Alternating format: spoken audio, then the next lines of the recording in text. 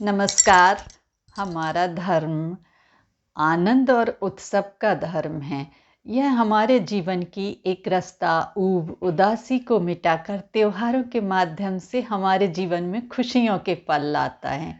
त्योहार केवल हमें परंपरा के निर्वाह करने के लिए नहीं मनाना है, इनके भीतर छुपे वैज्ञानिक आध्यात्मिक महत्व को पहचानना चाहिए।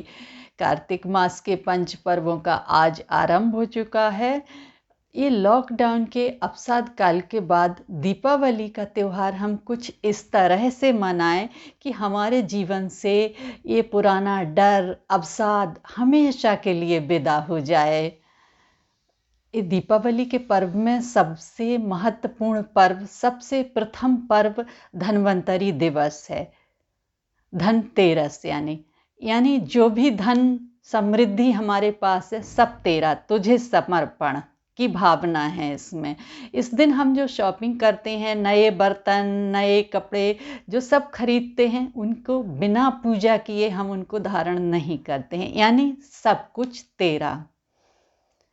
यह के दीपावली का त्यौहार केवल धन समृद्धि का त्यौहार नहीं है। हमारे ऋषि मुनियों की जो वैज्ञानिक धारणा रही है, उनका जो अर्थ रहा है कि स्वास्थ्य ही हमारा सबसे बड़ा धन है। इसीलिए सर्वप्रथम धन्वंतरि दिवस मनाया जाता है, जो कि आयुर्वेद के जनक का अवतीर्ण दिवस है। इस दिन भगवान धन्वंतरि, जो कि विष्णु भगवान के अवतार थे, वह अमृत का कलश अपने हाथों में लेकर पृथ्वी पर आए थे और उसमें से जो अमृत छलका, उससे कहते हैं कि सृष्टि हमारी नवीन हो गई थी और जीवन का प्रारंभ हुआ था। तो हमारे त्योहार हमें कितनी आसानी से स्वास्थ्य का महत्व समझा देते हैं कि पहला सुख निरोगी काया। हम सबसे पहले आयुर्वेद के जनक, क्योंकि अमृत कलश क्या है? आयुर्वेद का ज्ञान। सुश्रुत सूत्र स्थान के प्रथम अध्याय में है कि ब्रह्मा ने पहले आयुर्वेद का रचना की, उसके बाद सृष्टि की रचना की, जिससे कि प्राणी इस पृथ्वी पर आए तो स्वस्थ और सुखी रह सकें।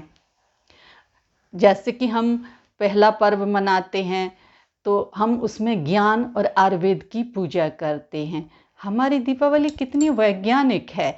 हम दूसरा त्यौहार नरक चौदस का मनाते हैं कि हमें अकाल मृत्यु से यमराज बचाएं, हम इसके लिए दीप जलाते हैं।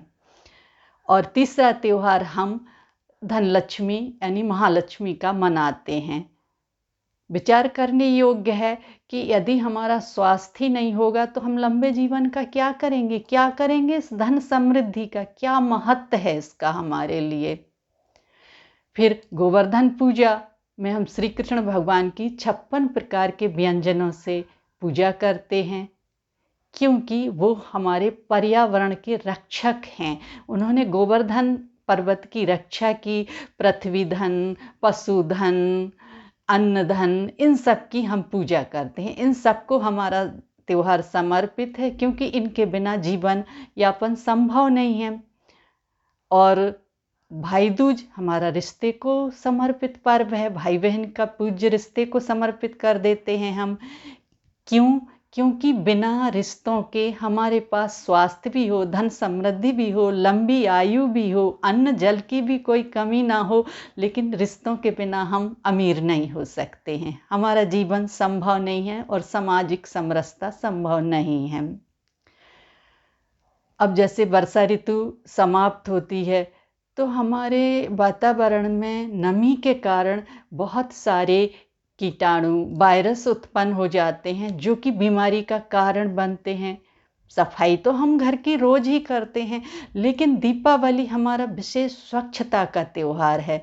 हम इसमें घर की एक एक कोने की इस तरह से सफाई करते हैं कि कहीं भी गंदगी ना रहे।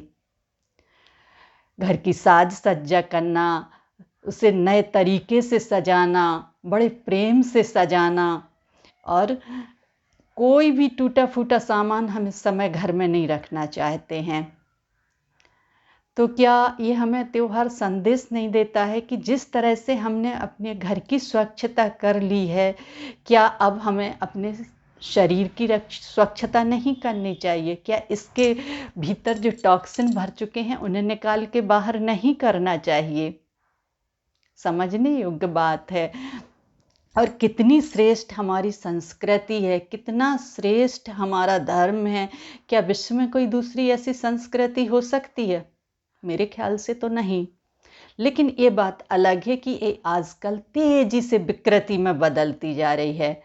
हमें इसको बचाने के लिए, इसके संरक्षण के लिए, आने वाली पीढ़ी को इसका ज्ञान देने के लिए कुछ प्रयत्न करने की आवश्यकता है, कुछ मनन करने की आवश्यकता है। अब हमारे आयुर्वेद में अंग प्रत्यारोपण से लेकर सिजेरियन, पशु चिकित्सा, धातु, रस विज्ञान, ब्रह्मांड विज्ञान, सब कुछ आयुर्वेद के संहिता ग्रंथों में, जैसे चरक संहिता, सुश्रुत संहिता, अष्टांग संग्रह, सारंग संग्रह, कुछ इस तरह से ये में वर्णन सारा दिया गया है। जो आज की सर्जरी से संबंधित विभिन्न यंत्रों का 2600 पूर्व पुराने प्राचीन काल में ये चरक संहिता में सारा वर्णन है।